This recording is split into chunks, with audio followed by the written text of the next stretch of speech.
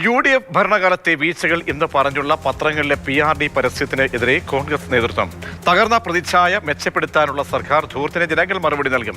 പരസ്യത്തിന് എതിരെ ശക്തമായ പ്രതിഷേധം ഉയരുമെന്നും നിയമപരമായി മുന്നോട്ട് പോയിക്കുമെന്നും നേതാക്കൾ വ്യക്തമാക്കി.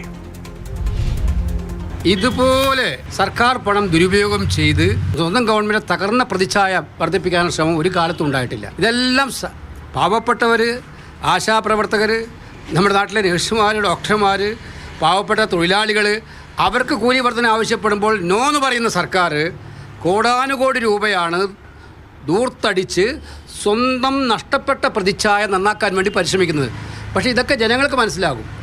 ഈ രാഷ്ട്രീയ നേതൃത്വത്തിന്റെ നിർദ്ദേശം കേട്ട് ഇത്തരം ഹീനമായ പ്രചരണ തന്ത്രങ്ങൾ നാട്ടുകാരുടെ പൈസ വെച്ചിട്ടാണ്, അടുത്ത ഗവൺമെന്റിന്റെ തലയിലാണ് ഇതിന്റെ പേയ്മെന്റ്.